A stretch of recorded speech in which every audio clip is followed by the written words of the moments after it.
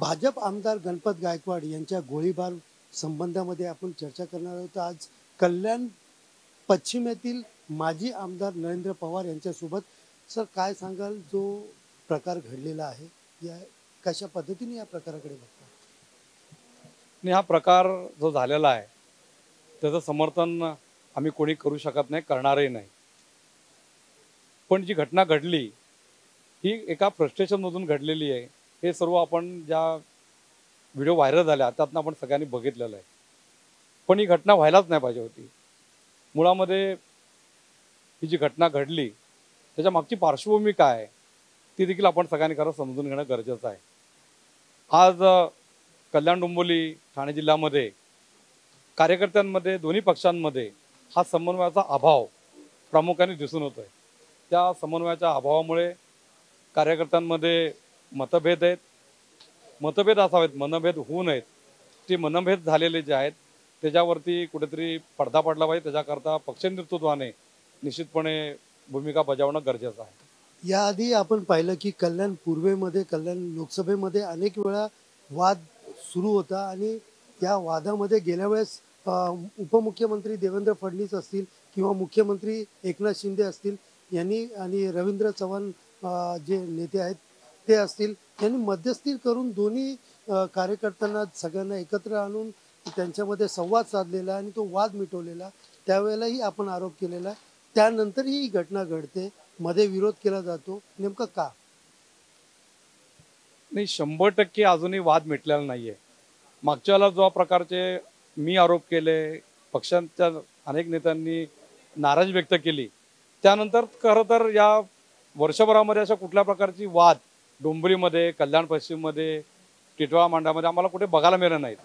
कल्याण पूर्वेमधली जी थोडीशी जी कम्युनिकेशन किंवा जो वाद मिटवणार थोडासा नेतृत्व कमी पडले की काय, त्यामुळे निश्चितपणे नेतृत्वाने कल्याण पूर्वेमध्ये लक्ष घालून हा वाद लवकर मिटवणं हा गरजेचा आहे। अजूनही काही पदाधिकारी असतील किंवा कार्यकर्ते असतील त्यांच्या मनात त्याचप्रमाणे सुरू आहे आणि आता जो प्रकार झाला आहे याबद्दल आपण बोलणार आहेत किंवा पक्षाकडनं भूमिका काय असणार ते? नाही, पक्षाकडनं म्हणजे भारतीय जनता पार्टी नेतृत्व आणि शिवसेना नेतृत्व या दोन्ही नेत्यांनी खालपर्यंत कार्यकर्त्यांचा संवाद होणं, त्यांच्यातले वाद मिटणं, त्यांच्यामध्ये प्रॉपर पॉझिटिव्ह कम्युनिकेशन असणं याकरता विशेष प्रयत्न करण्याची गरज आहे। आणि त्या दृष्टिकोनातून आम्ही नेतृत्वाला देखील विनंती केलेली आहे की लवकरात लवकर आमचे कल्याण डोंबिवलीमधले वाद मिटवावेत, समन्वय पॉझिटिव्हली घडून यावा, जेणेकरून भविष्यामध्ये जी विकासाची कामं आपल्याला अपेक्षित आहेत, भविष्यातल्या निवडणुका आहेत, लोकसभेच्या निवडणुका आहेत, त्या दृष्टिकोनातून ही गरजेची बाब आहे। आपणही आमदार होतात आणि आपला संवाद नेहमी त्यांच्याबरोबर असायचा।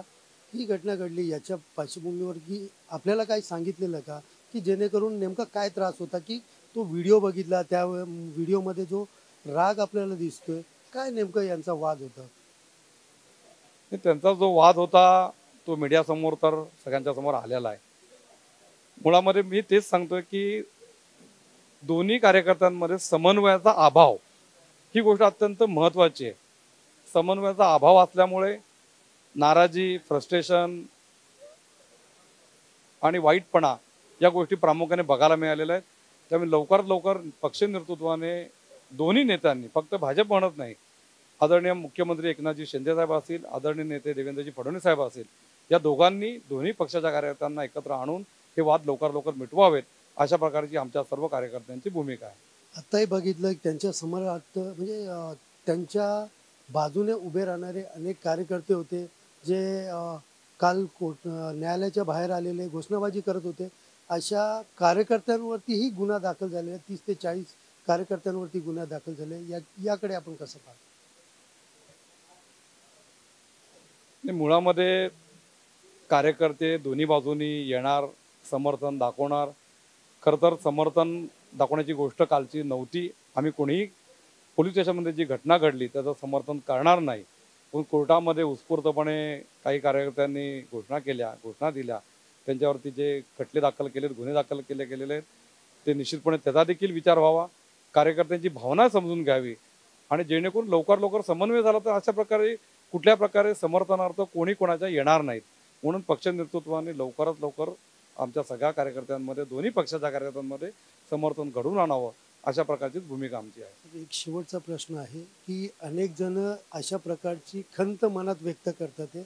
या संदर्भामध्ये आपण उपमुख्यमंत्री असतील किंवा प्रदेश अध्यक्ष असतील किंवा भाजपचे मोठे नेते आहेत यांच्यासोबत आपण संवाद साधणार आहे का, त्यांची भेट घेणार आहेत का, काय पुढचं पाऊल काय असेल? निश्चितपणे आम्ही तर सगळ्या जणांनी ऑलरेडी बोललेलो आहोत. ज्या दिवशी घटना घडली त्या घटनेबद्दल कुणालाही आवडलेलं नाही आहे आणि घटना का घडली, कशातनं घडली, त्याच्या संदर्भातली विवंचना, त्याच्या संदर्भातला खुलासा, त्याच्यातली चर्चा ही पक्ष नेतृत्वाकडे आदरणीय बावनकुळे साहेब असतील, आदरणीय देवेंद्रजी असतील, आदरणीय आमचे नेते रवींद्र चव्हाण जे असतील आणि कपिलजी पाटील असतील, या सगळ्यांकडे आम्ही सगळ्या लोकांनी त्यांच्या भावना पोहोचवलेल्या आहेत. आणि त्यातनं एकच मुद्दा महत्त्वाचा होतो की लवकरात लवकर दोन्ही नेतृत्वांनी खाली येऊन एकत्र सगळ्यांना एकत्र आणून ही भांडणं मिटवावीत आणि सगळ्यांचा समन्वय घडवून आणावा. वेळ मागितली उपमुख्यमंत्र्यांची, देवेंद्र फडणवीस बरोबर या संदर्भात चर्चा करण्यासाठी वेळ वगैरे मागितली? या संदर्भातली सगळ्यांचंच बोलणं मेसेजवरती, फोनवरती, काही जणांचं प्रत्यक्ष भेट बोलणं झालेलं आहे. आणि आता त्यांनी वेळ ही समन्वय करता द्यावी, या सगळ्यांनी प्रत्येकाची भूमिका मांडलेली आहे. आता नेतृत्व दोन्ही नेत्यांनी पुन्हा एकदा खाली समन्वय करण्याकरता वेळ त्यांनी द्यावा अशा प्रकारची भावना सगळ्यांची आहे.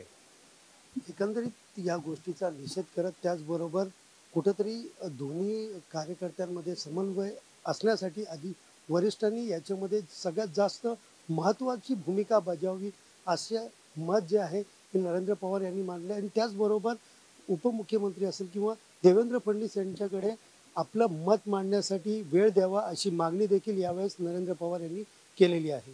कॅमेरा पर्सन दिनेशसह सुनील जाधव, TV9 मराठी, कल्याण.